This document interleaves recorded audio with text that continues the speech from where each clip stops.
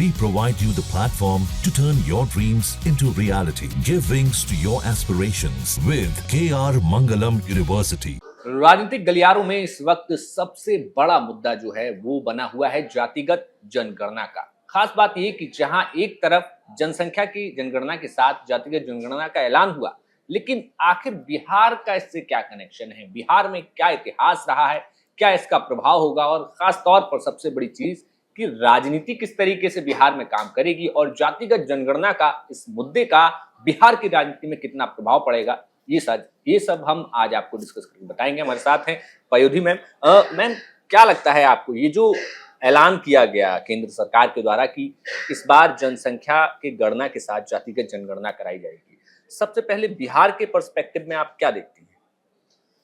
देखो मोहित, सबसे बड़ी बात यह है कि पहले तो इसको ऐसे देखना चाहिए कि जब सरकार ने, केंद्र सरकार की तरफ से ये ऐलान किया गया तो राहुल गांधी ने आकर इसमें कहा कि हम इसका समर्थन करते हैं, क्योंकि हम इसकी मांग बहुत अरसे से कर रहे थे, बस हमें टाइम लिमिट बता देनी चाहिए। तो खैर उस पर हम आगे आएंगे, लेकिन बिहार के परिप्रेक्ष्य में ये इसलिए महत्वपूर्ण है कि बिहार में चुनाव है, नवंबर दिसंबर में बिहार में चुनाव होंगे, है ना। और उससे पहले अगर ये जाति जनगणना की बात की गई है तो सितंबर से मेरे ख्याल से लोग शुरू करेंगे। हालांकि इसमें प्रोसेस साल भर का लगता है, लेकिन इसके अलग अलग पार्ट होते हैं कि घरों की गिनती होती है, लोगों की गिनती होती है, तो किसी में 45 दिन का समय लगता है, किसी में 2 महीने का समय लगता है। खैर, इससे इतर ये इसलिए जरूरी था क्योंकि बिहार में अब नया मुद्दा क्या है। भाई आप क्या देखते हैं, बिहार में या तो जंगल राज की बात होती थी लालू के शासन की, या नीतीश कुमार के सुशासन की बात हमेशा की है बीजेपी ने। इसके इतर क्या मुद्दा रहा? जब हम 22 का विधानसभा चुनाव देखते हैं तो तेजस्वी ने बढ़िया टक्कर दी थी, हमें ये नहीं भूलना चाहिए। विधानसभा चुनाव बहुत अच्छा था, नेक टू नेक फाइट थी। इस बार आप अलग क्या करेंगे? आप अलग क्या करेंगे? आपका अलग करना होगा, ओबीसी को आप टारगेट करेंगे। ये वो ओबीसी है जिसको कांग्रेस भी अपने पाले में रखना चाहती है और बीजेपी भी अपने पाले में रखना चाहती है। ओबीसी वो वोट बैंक रहा है जो आजादी के बाद से कांग्रेस का अपना सधा हुआ वोट बैंक माना गया है। लेकिन 2014 में जब पहली बार नरेंद्र मोदी प्रधानमंत्री बने थे, उस वक्त सेंधमारी बीजेपी ने की थी और वो लगातार हम देखते आ रहे हैं। तो इसका एक तो ये भी फोकस था कि कांग्रेस ये चाहती है कि उसका जो वोट, ओबीसी जो वोटर है, वो उसके पाले में रहे, दोबारा से आए। लेकिन बीजेपी ये चाहती है कि वो और मजबूत हो, वो दोबारा खिसके ना। ये चीज वो बिहार में भी देख रही है। वो बिहार में इसलिए देख रही है क्योंकि अब एक नया मुद्दा चाहिए। जातिगत जनगणना से ये समझ में आएगा कि कौन कौन सी जातियां हैं जिस पर फोकस करना है। हालांकि बीजेपी का होमवर्क बहुत अच्छा होगा। आप ये मानकर चलिएगा कि चाहे वो नीतीश कुमार हो राज्य में या फिर वो केंद्र में प्रधानमंत्री मोदी हो, ये लोग बहुत वरिष्ठ और मजे हुए राजनीतिक खिलाड़ी माने गए हैं। तो इनका होमवर्क बहुत अच्छा होगा। भले ही लालू यादव इसकी मांग करते रहे हो, या फिर कांग्रेस ये कहती हो कि ये हमारा मुद्दा है, या फिर तेजस्वी ये कह रहे हो कि इससे दूध का दूध और पानी का पानी होगा, लेकिन ये एक बहुत बड़ा दाव होगा कि आपको एक अलग मुद्दा मिलेगा बिहार के चुनाव में। आप ये कह पाएंगे कि हम सिर्फ SC ST के लिए नहीं, हम ओबीसी के बारे में भी सोचते हैं, जिसको कभी इसमें रखा ही नहीं गया। तो ये एक बहुत बड़ा रीजन है। और आप देखिए कि जो जातिगत समीकरण है, मोहित आपको इस बारे में ज्यादा भी जानकारी है। जो जातिगत समीकरण है बिहार का, वो हमें पता है कि वो कैसे साधना चाहिए। वो लालू यादव ने भी अपने समय पे ये किया, नीतीश को भी पता है। और इसमें सबसे इंटरेस्टिंग पॉइंट आएगा महिलाओं का। जो वोटर नीतीश की हैं महिलाएं, वहां पर आप देखिएगा इसके बाद महिलाओं के अंदर भी एक अलग तरह का आप बदलाव देखेंगे। उनके प्रति किस तरह से सरकार का रुझान रहता है, नीतीश कुमार का क्या रहता है। तो ये सारी बातें हैं जिस पर ध्यान देना होगा। बड़ी बात ये भी थी कि अभी हमने देखा कि जब नीतीश कुमार पहले एनडीए में थे, लेकिन उसके बाद जब बीच में तेजस्वी यादव के साथ आते हैं, तब बिहार में जातिगत जनगणना की बजाय जातिगत सर्वे जैसे नाम दिया गया था, वो कराया जाता है। और उसका बहुत ज्यादा क्रेडिट जो है तेजस्वी यादव ने लिया कि हम देखिए, हम नीतीश कुमार के साथ गए, हमने जातिगत जनगणना करा दी, हमने युवाओं को नौकरी सबसे ज्यादा दी। तो कहीं ना कहीं बीजेपी ने इस बात को लेकर होमवर्क किया होगा कि तेजस्वी यादव या फिर विपक्ष कहाँ भारी पड़ सकता है। 22 में तेजस्वी यादव ने यही युवाओं को नौकरी का मुद्दा, सॉरी माफ कीजिएगा, सॉरी हाँ, मैंने पहले भी शायद 22 बोल दिया था, आई एम सॉरी, मुझे करेक्ट करना चाहिए था आपको, सॉरी। 20 में भी तेजस्वी यादव ने यही मुद्दा बुनाया था कि युवाओं की बेरोजगारी का। और मुझे याद है कि 20 में मैं बिहार इलेक्शन कवर करने बिहार गई थी, तो वहां पर हर युवा के नाम मुंह पर तेजस्वी यादव का नाम था, चाहे वो छात्रा ही क्यों ना हो। आप यूनिवर्सिटी जाइए तो उनका कहना था कि तेजस्वी भैया हमारे बारे में सोचेंगे, हमें बाहर, तेजस्वी ने मुद्दा उठाया था कि बिहार से बाहर हमें नौकरी क्यों करनी है, हम बिहार में रोजगार उपलब्ध कराएंगे लोगों को। तो जो जिक्र आप कर रहे हैं कि इस बात पे लेके, तो उस वक्त भी ये था कि उनका फोकस क्या था उनको पता था।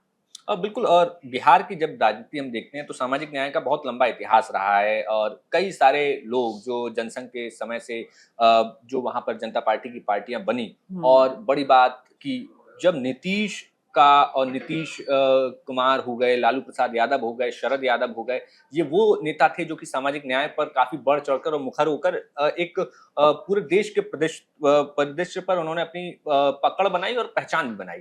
तो यहाँ पर मजबूत बात ये थी कि उस वक्त जब 2010 में 2011 की जनसंख्या की जनगणना होनी थी, उस वक्त भी 2010 में लालू प्रसाद यादव हो, मुलायम सिंह यादव हो, शरद यादव, इन तमाम लोगों ने एक गोलबंदी करके मनमोहन सिंह की सरकार में मनमोहन सिंह पर दबाव डाला कि आप जो है जो जनसंख्या की जनगणना आप करा रहे हैं उसमें जातिगत जनगणना करवाइए।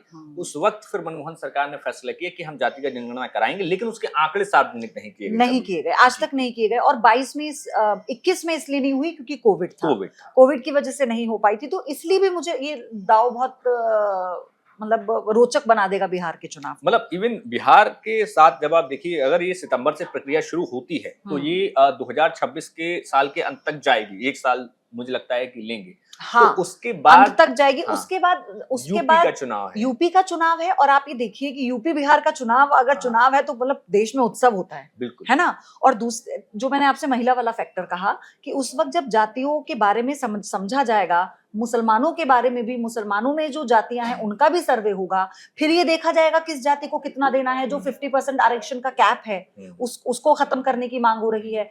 तो ये बहुत आसान नहीं होने वाला है। ये होने दीजिए आप जनगणना, उसके बाद होगा कि किसको कितना देना है, किसको क्या देना है। यस, है ना? बिल्कुल। असल लड़ाई मुझे लगता है कि उसके बाद जो एक ग्राफ निकलकर सामने आए कि आखिर किसकी कितनी आबादी है। और बड़ी चीज ये भी है कि आखिर ये जो बिहार में अब जनगणना के बाद जातिगत जनगणना की बात उठी है, तो आज ही मैं बयान देखा कि जो डिप्टी सीएम हैं सम्राट चौधरी, उनका कहना है कि हमने लालू प्रसाद यादव के सपने को मोदी जी ने पूरा किया है। तो ये बयान अपने आप में एक बड़ा टारगेटिंग मैसेजिंग है कि आखिर कैसे ओबीसी और उन तमाम लोगों को साधने की, नाराजगी दूर करने की कोशिश की जा रही है, जो कहीं ना कहीं पहले भारतीय जनता पार्टी के साथ थे, लेकिन कहीं ना कहीं कुछ नाराजगियों से वो दूर हो रहे थे। तो उनको वापस साथ लाने की ये कवायद है। और अब देखना होगा, क्योंकि जो सहयोगी हैं, खासतौर पर जो पॉलिटिक्स देखी जाती है कि MY समीकरण जो उत्तर प्रदेश में भी कहा जाता है और उसको बिहार में भी। MY समीकरण तो मुझे लगता है अब ये थोड़ा सा पुराना भी हो चला है। MY समीकरण पुराना हो चुका है क्योंकि लालू यादव की पॉलिटिक्स अलग तरह की थी और तेजस्वी यादव ने आज की पॉलिटिक्स को देखते हुए, उन्हें पता है कि उनके सामने कंपटीशन में नरेंद्र मोदी खड़े हैं, है ना, एक परिपक्व नेता खड़े हैं, और उनका मुकाबला वहां पर नीतीश कुमार से जितना है उतना प्रधानमंत्री मोदी से भी होगा, आरजेडी का, है ना। और अब तो लालू यादव सेहत में भी ठीक हुए हैं, थोड़ा एक्टिव हुए हैं 2020 के बाद से। राहुल गांधी से उनकी मुलाकात हो या फिर उनके कुछ और ऐसे बयान हो तो वो बहुत एक्टिव हुए हैं। दूसरी बात ये कि उन पर जो भ्रष्टाचार के आरोप हैं, जिसमें उनसे ईडी और सीबीआई जो पूछताछ कर रही है, ये भी बहुत जरूरी है कि अपनी इमेज को वो साफ करें इन चुनाव में। तो क्या इससे कोई फायदा होने वाला है उन्हें? तो ये भी बहुत रोचक होगा। एक सवाल मेरा आपसे ये था कि खासतौर पर कि जब अब केंद्र सरकार ने कह दिया है कि हम जातिगत जनगणना कराएंगे, इसका क्रेडिट कौन लेगा? क्या कांग्रेस कहेगी कि हमारी वजह से हुआ, या तेजस्वी कहेंगे? देखो, मैंने कहा ना, मैंने शुरू में ये बात कही थी, हम अगर इसके बहुत डीप में जाएंगे तो फैक्चुअली कुछ डेटा ऐसे हैं कि हो सकता है वो गलत सही हो जाए। तो उसमें ना जाते हुए आप ये देखो ना कि जैसे ही इसका ऐलान किया गया केंद्र सरकार की तरफ से, राहुल गांधी फौरन आकर कहते हैं कि हम तो साथ थे। लेकिन अश्विनी वैष्णव ने ये भी कहा था, उन्होंने कहा कि कांग्रेस ने सिर्फ इसमें खाना पूर्ति की है और इसको बिल्कुल एक फॉर्मेलिटी की तरह किया, इसके डेटा सार्वजनिक नहीं हुए और इसमें उस तरह से अमली जामा नहीं पहनाया गया, अब हम करेंगे। उन्होंने पहले ही ले लिया। उन्होंने जो कांग्रेस इसका डे 1 से समर्थन कर रही है और कह रही है कि जातिगत जनगणना होनी चाहिए, जिसको बीजेपी ने कभी इतनी तवज्जो नहीं दी, लेकिन अचानक से अगर बीजेपी ये कहती है कि हम ये करवा रहे हैं, तो वो भी समझ गए कि बिहार के चुनाव में जाना है तो आपको कुछ अब नया लेकर जाना पड़ेगा। भाई 2024 के चुनाव के नतीजे जो बीजेपी के लिए रहे हैं और ओबीसी वोट बैंक का जो प्रभाव रहा है, उसमें बीजेपी बहुत अच्छे से जानती है कि अब उसका टारगेट है बिहार को टारगेट करना। तो आपको ये देखना होगा कि आपको कांग्रेस का मुद्दा छीनना है, आपको आरजेडी का मुद्दा छीन रहा है, और आपको ये बताना है कि देखिए, देख सपना वो रहे थे, पूरा हम कर रहे हैं। बिल्कुल, ये बहुत बड़ी मैसेजिंग है। और बड़ी बात ये भी है कि भारतीय जनता पार्टी के जो ओबीसी वर्ग के या फिर जो ओबीसी दलित बहुजन वर्ग के लोग हैं, वो जो बहुजन वर्ग के नेता हैं, उनमें कितना इस मुद्दे के बाद उत्साह आता है, वो कितना लोगों को कनेक्ट कर पाते हैं और लोगों को पार्टी यानी कि भारतीय जनता पार्टी के साथ जोड़ पाते हैं, क्योंकि खेल वही होगा कि आखिर भारतीय जनता पार्टी के साथ कितने लोग आ पाएंगे। जहां एक तरफ डिप्टी सीएम के तौर पर सम्राट चौधरी हैं, तो वहीं गठबंधन में दूसरी तरफ उपेंद्र कुशवाहा दिखाई देते हैं, जीतन राम मांझी दिखाई देते हैं, चिराग पासवान है, नीतीश कुमार है। तो ऐसे ये 5 दलों का जो गठबंधन है उसको कितना फायदा मिलता है ये समय बताएगा। लेकिन इस साल के अंत में जब चुनाव होंगे तो ये जातिगत जनगणना का मुद्दा एक बड़ा मुद्दा बनकर निकलेगा और लोगों का रुझान किस तरफ जाएगा ये समय बताएगा। तब तक देखते रहिए न्यूज नेशन। शुक्रिया। न्यूज नेशन अब व्हाट्सएप पर खबरों की ताजा अपडेट के लिए न्यूज नेशन के इस क्यूआर कोड को स्कैन करें।